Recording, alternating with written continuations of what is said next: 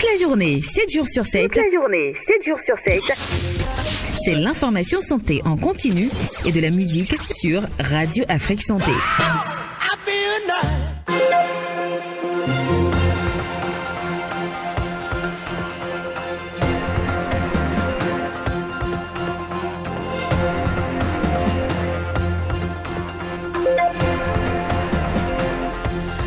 Bonsoir à tous et bienvenue à ce rendez-vous de l'actualité dont voici l'architecture.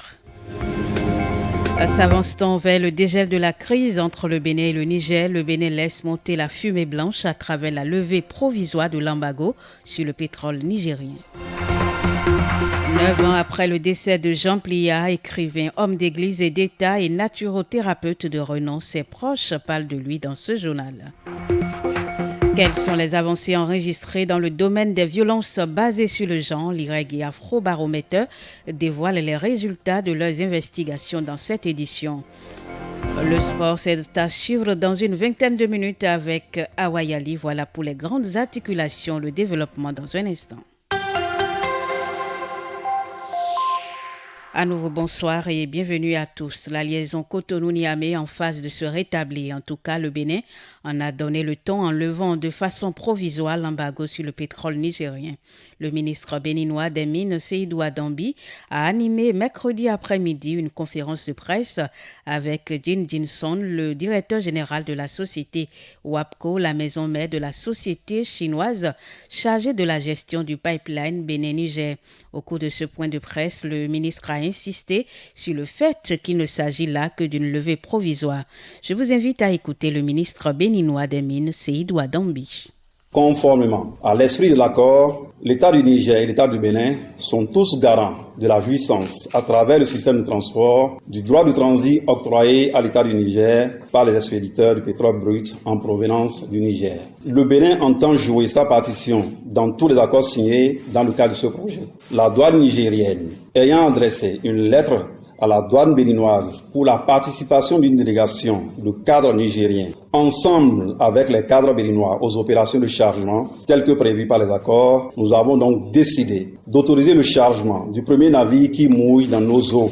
C'est-à-dire donc que le Bénin n'a aucune intention de nuire ni aux intérêts de l'État du Niger, ni à ceux de notre partenaire commun, la CNPC, CNODC, maison mère de WAPCO. Toutefois, il est important de noter que cette autorisation ponctuelle et provisoire, telle que mentionnée dans la lettre de la douane nigérienne, ne saurait être érigée en règle de conduite pour l'exploitation normale du pipeline qui doit se faire dans un cadre normal de relations entre États. Au sein de la population béninoise, beaucoup estiment que le président Talon a de nouveau tendu la main vers la junte au pouvoir au Niger, qui doit prouver sa bonne foi en ouvrant les frontières. Selon le parti Les Démocrates, les deux pays doivent s'impliquer davantage pour la préservation des liens séculaires entre les deux peuples. La déclaration du parti Les Démocrates est faite ici par son chargé à la communication, Dr Guy Mitokwe. Nous nous en félicitons. Pendant la crise demeure en l'état, puisqu'il s'agit d'une mesure provisoire à laquelle n'a pas encore répondu la partie nigérienne. Aussi, nous paraît-il nécessaire de partager avec l'opinion les propositions de notre parti pour une sortie de crise définitive, préservant la fraternité séculaire et les intérêts des peuples béninois et nigériens. Ce qui se dessine depuis le 6 mai 2024 est un spectacle triste, sombre, pas du tout agréable, ni à la vue, ni à l'ouïe. Au regard de notre histoire commune, il y a lieu de réaffirmer avec force et conviction que la mise en œuvre du pipeline est la continuité des bonnes relations qui ont existé de tout temps entre les deux pays. En ce moment où notre pays et le Niger sont en difficulté et en proie à une crise ouverte, nous convions nos dirigeants de part et d'autre de notre fleuve, le Niger, de ne pas tomber dans l'amnésie, mais d'avoir en mémoire l'histoire vivante du long vivre ensemble harmonieux tissé par nos deux peuples. La Chine, qui se retrouve au centre du conflit entre les deux pays, tente de jouer la carte de la médiation. Il est annoncé dans les prochains jours la tenue d'une réunion du comité inter-État Bénin-Niger de pilotage du projet aux fins d'examiner les sujets urgents liés à la bonne conduite des opérations d'exploitation du pipeline. Les imams et alphas de la fondation Malek Rossou appellent le gouvernement à jouer leur partition pour le rétablissement de la liaison Cotonou-Niamey. Nous voulons inviter les autorités nigériennes avec à leur tête son Excellence le général Abdourahmane Tiani à l'idée de croire que les autorités béninoises n'ont aucun intérêt et sous aucun prétexte n'accepteraient que la partie septentrionale, frontière entre le Bénin et le Niger, ne devienne un nid d'accueil des terroristes chassés du Niger. Une telle éventualité serait également une menace pour la sécurité du Bénin. Le Bénin n'agressera jamais le Niger et il n'y a pas de raison que les autorités béninoises deviennent des adversaires des autorités nigériennes. Tenons à vous préciser qu'il n'y a aucune base étrangère au Bénin.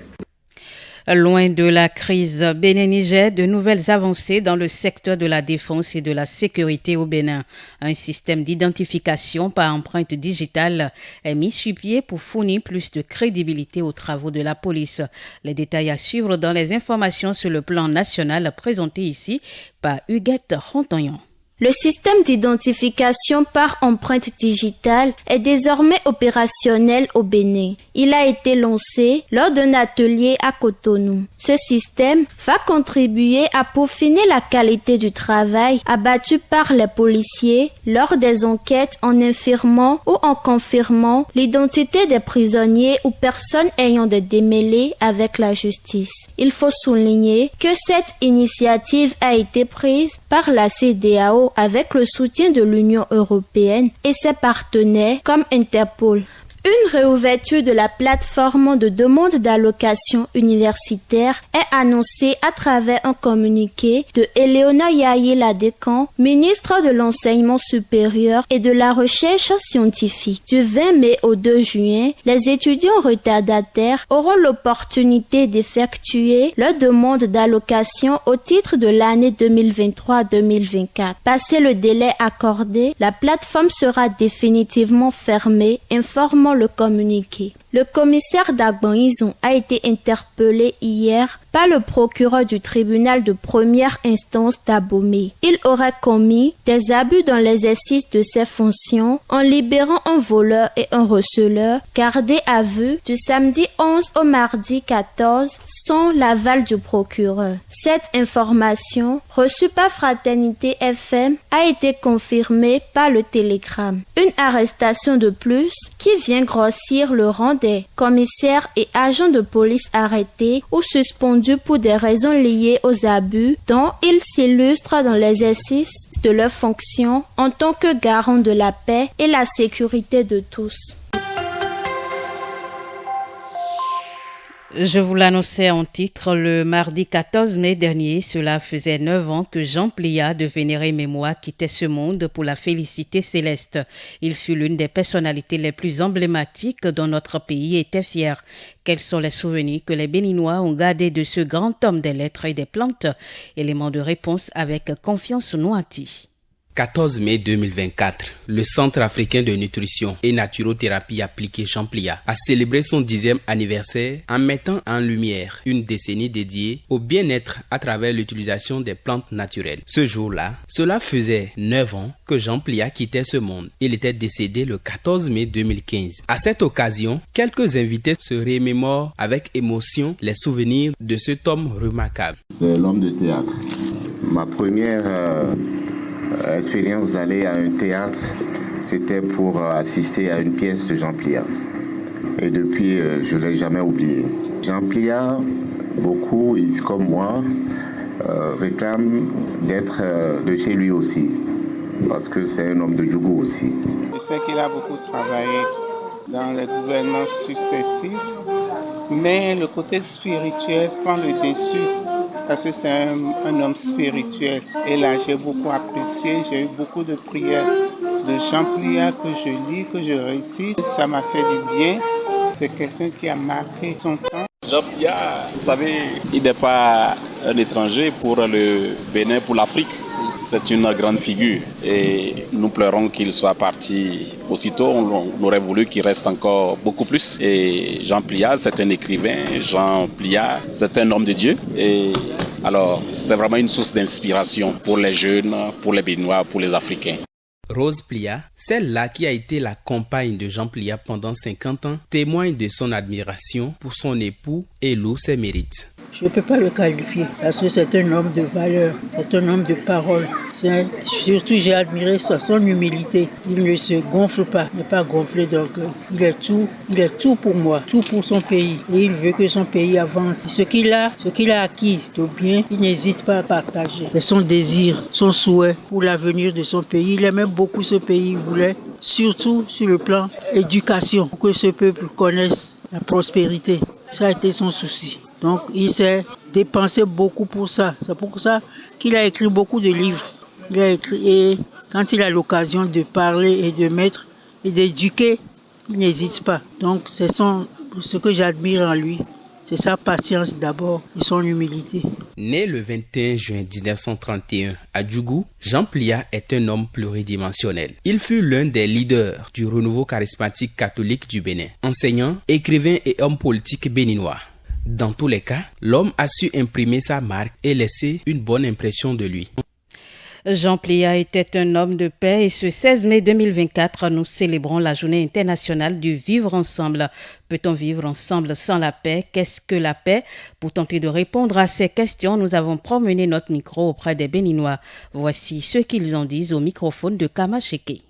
La paix, c'est le fait passer son bonheur avant ceux des autres. Pas tout le temps, mais la plupart du temps, c'est être égoïste. Le fait de ne rien avoir à se reprocher à soi-même. L'absence de culpabilité, des soucis et tout ça. Qui a la paix du cœur, en fait, c'est quelqu'un qui est pris dans la tête, qui a la conscience tranquille. Pour moi, la paix signifie avoir une vie tranquille, vivre sans avoir des soucis et sans les ennuis. Avoir la paix, c'est d'abord être en accord avec soi-même, surtout accepter Jésus dans sa vie. Parce qu'en fait, sans Dieu, tu n'auras pas la paix. Je dirais que je me sens en paix à partir du moment où je vais bien intérieurement avec moi-même. Je me sens à l'aise, je n'ai de problème avec personne, ni de conflit, de palabres, quoi. Je me sens en paix lorsque tout va bien pour moi, que ce soit dans les activités, que ce soit dans la vie sociale, financière. De façon générale, je me sens en paix comme ça quand je vais bien. La paix n'est pas forcément synonyme de tranquillité. Il peut y avoir la paix et il y aura aussi forcément des disputes, des mésententes. Mais l'important, c'est de trouver le courage de pouvoir toujours régler ces mésententes, à pouvoir préserver la paix en quelque sorte. À l'instant, la conception de la paix, selon quelques Béninois, le foyer premier cercle éducateur du citoyen se doit d'être sain et convivial. Et qui parle de convivialité, de vivre ensemble et de paix parle également des valeurs comme le pardon, la compréhension et la retenue. C'est ce que nous dit ici quelques citoyens béninois au micro de Marielle Adou. Si mon enfant fait quelque chose qui n'est pas bien et que mon mari s'énerve, je gronde l'enfant aux yeux de mon mari. Et comme ça, quand il sera calmé et qu'il va sortir, là, je rappelle mon enfant, je lui dis, bien, ce que tu as fait n'est pas bien, tu as fait ci, tu as fait ça. Quand c'est à l'égard de mon conjoint, gronde, il est fâché, il fait tout. La plupart du temps, c'est que je me calme. Et après, quand je vois un moment favorable où il est disponible, et là, je reviens sur l'affaire, je lui dis, voilà, tu as fait ci, tu as fait ça. Vraiment, ça va vraiment choquer. Là, il se dit excuse-moi et puis voilà quoi, ça mène la paix dans le foyer. Ce que c'est que la paix, la quiétude, le fait d'être bien dans sa conscience, d'être libre, comme on le dit en anglais, free your mind. J'essaie de ne pas trop foncer les barrières, quand je sens que l'amour propre de l'autre peut être touché, je m'arrête et puis... En vérité, il faut garder la paix dans le couple. Il faut juste combler la femme. Déjà, pour commencer, il faut qu'il y ait l'argent. Ce que je suis prêt à faire là pour commencer, c'est faire rentrer l'argent comme il le faut. D'abord. Ensuite, communiquer beaucoup à chaque moment. Qu'il n'y ait pas de point d'ombre qui s'amplifie avec le temps. En toute transparence. Savoir mettre la balle à terre. Ne pas chercher à toujours avoir raison parce que ça sert à rien d'avoir raison de perdre quelqu'un. Demander pardon. Être sincère avec le pardon que tu demandes. Faire ce qu'il faut pour ramener la personne à de meilleurs sentiments. Des trucs qu'elle aime, des trucs qui le font plaisir ou bien une petite sortie, une petite attention, quelque chose qui va rapidement mettre en pansement sur la douleur. La méditation, la prière, tous ces trucs-là, en fait, sont des choses quand on coupe. Dire à quel point elle a de la valeur à mes yeux, tout. Je ne voudrais pas la perdre, un truc comme ça. La rassurer aussi. Quand j'offense mes parents, le matin je me lève tôt, je fais tous les travaux de mes fils qui sont là pour qu'ils se réjouissent de moi. Après ça, je fais tout ce qui peut les rendre heureux. J'essaie de faire ça pour me faire pardonner. Parlons à présent des violences basées sur le genre. L'Afrobaromètre, en collaboration avec son représentant national, IREG, a dévoilé mercredi les résultats de ses recherches sur les violences basées sur le genre et la santé reproductive au Bénin. Il en ressort une mince avancée et la nécessité de travailler davantage pour un changement des mentalités dans ce domaine. Les précisions avec Christelle Botokou. L'innovante recherche en économie et gouvernance IREG a dévoilé hier les résultats de l'enquête Afrobaromètre Round 10. Il est à noter que l'Afrobaromètre est une étude régulière réalisée par un réseau de recherche panafricain indépendant et non partisan qui réalise des sondages de l'opinion publique sur des sujets économiques, politiques et sociaux à travers le continent africain. Cette année, quels sont les thèmes abordés et qu'est-ce qu'en pense la population sondée? Écoutons Jean-Luc Ngbeme, le directeur exécutif de l'IREG. La présente restitution s'est focalisée sur le thème violence basée sur le genre et la santé reproductive. Il faut noter principalement au terme de ce 10e round, nous pouvons retenir fondamentalement que la majorité des Béninois ne trouvent aucune raison pour laquelle les hommes doivent battre les femmes. Dans la même veine, il a été noté que l'interruption volontaire de la grossesse ne doit en aucun cas être justifiée. Toutefois, les citoyens sont tolérants vis-à-vis de ce phénomène s'il est justifié par la santé de la mère porteuse de cette grossesse ou si ce phénomène est par du viol ou l'inceste. Au terme de la présentation des membres de l'IREG, le directeur nous fait part des différences qu'il y a entre les résultats obtenus et les confidences des répondants. Toutes les mesures ou bien les initiatives prises par les gouvernants sont de nature à dissuader ce phénomène. Et ici, on note quand même qu'il y a des cas de violence basés sur le genre, même si certains répondants estiment qu'ils n'ont pas connaissance ou bien que ce phénomène n'est pas courant dans leur communauté. Mais les statistiques ne disent pas que tout est rose et que les violences basées sur le genre ne sont pas notées dans leur communauté. Tossou Nobel Francis, cadre à la cellule juridique du ministère du Développement et de la coordination de l'action gouvernementale, lui, parle de comment se comporter face aux violences basées sur le genre. Quand on parle de VBG, il faut toujours parler de ça pour que cela ne survienne pas. Parce que c'est des comportements en fait. Et quand on parle de comportement, il faut toujours agir, il faut toujours parler, il faut toujours faire des rappels. Et ce sont ces rappels-là qui font que quand les gens sont confrontés à de pareilles situations, ils se disent, ah tiens, on nous a fait déjà une communication par rapport à ça. Voilà le comportement que je dois tenir. Voilà les attitudes que je dois prendre pour éviter de tomber dans les pièges des procès au niveau des tribunaux qui, on sait quand ça commence, mais on ne sait jamais quand ça finit. Même si tous les efforts sont fournis pour dissimuler les violences basées sur le genre, elles existent. Il faudrait avoir le courage d'en parler pour ne pas prononcer la phrase de regret « si je savais ». Et ce journal se poursuit. Au Bénin, il n'y a pas ce foyer au sein duquel le poisson fumé est boycotté. Il est très apprécié par les citoyens. Que faut-il savoir du poisson fumé au Bénin et de ses impacts sur la santé? Les réponses dans ce reportage de Marielle Ado. Ce que marchande Dame Gilberte a ici n'est rien d'autre que du poisson fumé, encore appelé Weviriri en langue locale fond. Il est très apprécié en milieu fond, rond, toffin, minant. Ce mot de conservation leur confère un goût savoureux, une des raisons pour lesquelles il est très apprécié des Béninois. Les poissons fumés, je prends ça maintenant, ça fait un bon moment. J'ai l'habitude de prendre ça. Le poisson fumé, c'est un poisson qui donne du goût à tout ceci plus que le poisson frit. En plus, c'est rapide. Si tu es pressé pour faire un truc rapide comme le moyo, c'est ça du goût. Moi, j'aime beaucoup. Le poisson fumé que je viens d'acheter, c'est pour faire la sauce. Oui, j'ai l'habitude de prendre du poisson fumé. Bon, c'est parce que c'est souvent doux dans la sauce. Et nous vivons ici. Ces types de poissons sont le l'œuvre de valeureuses femmes qui bravent différentes difficultés. Ganvienou, fumeuse de poisson, nous explique ici le processus. Moi, je suis dans le fumage de poisson. Ça fait un bon moment. Je dirais même que c'est dans ça que je suis née. Le poisson, il faut aller l'acheter à Soava à la poissonnerie, traiter et le tremper dans l'eau sur des heures pour le décongeler au moins 3 fois. Tu peux faire ton feu, mais après l'avoir fait, tu laisses le feu brûler d'abord et lorsque c'est sur le point de s'éteindre, tu mets tes bois de chauffage dans le feu en veillant à ce que ça ne prenne pas trop. C'est la chaleur qui fait le poisson fumer. Si c'est trop, ça ne réussit pas. Et c'est avec du bois qu'on le fait et non du carton. Pour un carton de poisson, il faut du fagot de bois pour 1000 francs. C'est la chaleur et la fumée qui s'élève qui fait le poisson fumer. Ce qui fait que ça agit sur le teint. Si tu es de teint clair, tu vas noircir. Mais on est habitué, on fait avec, malgré que la vente ne donne plus.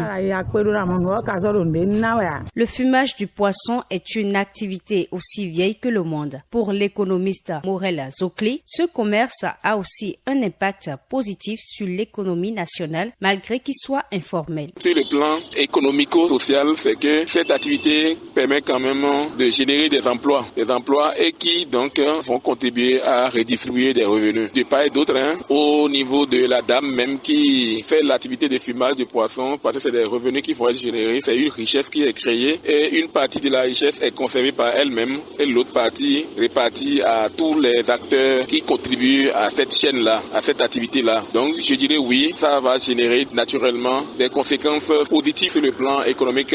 Malgré tous ces profits qu'on peut en tirer, sa consommation est nocive tant à la santé du consommateur que celle de la transformatrice. Ruth Amar est nutritionniste diététiste. Le produit fini peut être contaminé par des micro-organismes tels que l'Escherichia coli qui peut contribuer à une intoxication alimentaire et bien d'autres micro-organismes qu'on peut retrouver sur les lieux de transformation de ces aliments-là. Quelle attitude avoir pour prévenir ces maux? La spécialiste Ruth Amar explique. Donc, il revient à ces femmes d'adopter une très bonne hygiène de fumage et de suivre un bon processus de pré-fumage, d'améliorer la qualité physico-chimique en réduisant la fumée, les hydrocarbures aromatiques polycycliques dans les produits finis. Une consommation contrôlée et irrégulière est bénéfique pour la santé du consommateur quand ce dernier ne dispose pas de la précieuse ressource qu'est le temps pour le faire lui-même. Voilà, ce reportage sur le poisson fumé nous conduit vers quelques informations au plan international présentées ici par Rachel Passassi. Le gouvernement nigérien veut prendre en charge les frais de scolarité des étudiants nigériens poursuivant leurs études à l'étranger. Cette décision prise par le président de la transition, le général Abdourahmane Tiani, vise à alléger les charges financières des étudiants et à leur permettre de se concentrer pleinement sur leurs études. Le gouvernement a également pris des mesures pour garantir un approvisionnement pour les étudiants dans les universités nigériennes. Cette décision, qui s'inscrit dans le cadre d'un marché public passé par appel d'offres ouvert national, vise à améliorer le bien-être des étudiants et à leur permettre d'étudier dans des conditions optimales. Toutes ces décisions ont été prises lors du Conseil des ministres du 14 mai 2024. L'université Cheikh Anta Diop de Dakar accueille ce jeudi une conférence sur l'avenir des relations Afrique-Europe. Cette conférence, animée par Ousmane Sonko et Jean-Luc Mélenchon, à titre de président de PASTEF et en cohérence avec notre ligne de parti, nous réaffirmons la nécessité pour l'Afrique de repenser nos relations avec l'Europe et par-delà tous nos partenaires, a déclaré Sonko. La conférence a pour but d'échanger sur les différentes relations Afrique-Europe qui doivent être équilibrées. En Afrique du Sud, la promulgation d'une loi instaurant une couverture santé universelle fait débat. Le président sud-africain Cyril Ramaphosa a promulgué hier une loi instaurant une couverture santé universelle dans un pays parmi les plus inégalitaires au monde. La signature du texte restait à l'état d'élaboration pendant une douzaine d'années intervient 2 semaines avant les élections générales. Mais le contenu de ce test est jugé bancal et même anticonstitutionnel par une large frange de la population sud-africaine. Ce fonds créé par la loi permettra de financer des soins auprès de prestataires publics ou privés pour garantir l'accès à la santé au plus grand nombre. On finit avec le président russe Vladimir Poutine qui a entamé ce jeudi 16 mai sa première visite officielle depuis sa réélection en masse. Pour la deuxième fois en un plus de 6 mois, il se rend en Chine à la rencontre de son homologue Xi Jinping. Un voyage qui ne doit rien au hasard. Russie et Chine collaborent étroitement, notamment sur le volet économique. Un enjeu crucial pour Moscou en pleine offensive dans la guerre en Ukraine. Xi Jinping l'a reçu dans la matinée lors d'une cérémonie d'accueil en grande pompe à Pékin devant l'immense palais du peuple. Les 2 hommes se sont serrés la main tandis qu'une fanfare jouait les hymnes russes et chinois selon les images de la télévision d'État CCTV. La relation Chine-Russie est non seulement dans l'intérêt fondamental des 2 pays et des 2 peuples, mais elle est également propice à la paix, a estimé Xi Jinping, selon des propos rapportés par le ministère chinois des Affaires étrangères. Quant à Poutine, il a qualifié la proximité entre les 2 pays de facteur de stabilité sur la scène internationale.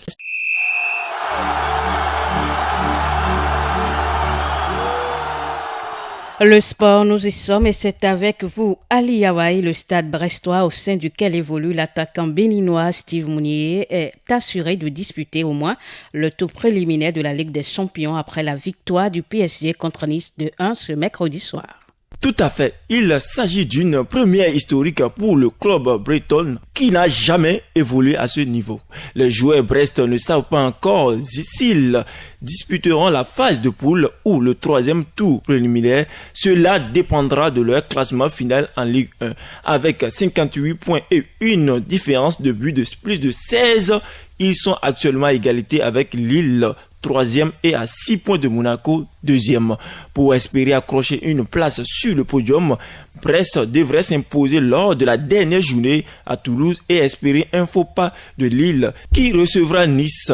La différence de but pourrait jouer un rôle important dans l'attribution des places européennes. De toute façon, c'est une aventure européenne extraordinaire qui attend les Brestois et l'attaquant béninois Steve Mounier qui va fouler les pelouses européennes la saison prochaine. Et puis on parle de la Juve qui a repris ses bonnes habitudes 3 ans après son dernier trophée. Le club le plus titré du football italien a remporté la Coupe d'Italie pour la 15e fois en battant l'Atalanta 1-0 en finale mercredi à Rome. C'est rare que la Juve aborde une finale de Coppa Italia ou de toute autre compétition avec le statut d'outsider. Tombé dimanche pour la première fois depuis août du podium du championnat d'Italie, après un 5e nul consécutif, les poulains de Massimiliano Allegri n'avaient pas la faveur des pronostics face à une Atalanta en pleine confiance après sa qualification pour la finale de la Ligue Europa. Mais il n'a fallu que 4 minutes au Bianconeri pour faire exploser de joie le tifosi mis à rude épreuve depuis fin janvier.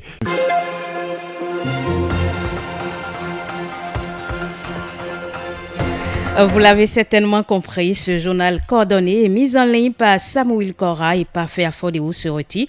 Ginette Fleur-Adondé, j'étais à la présentation. Merci de m'avoir suivi. Ne ratez surtout pas le rendez-vous avec Marcelin Baguedi pour les informations d'ici et d'ailleurs en Fongri.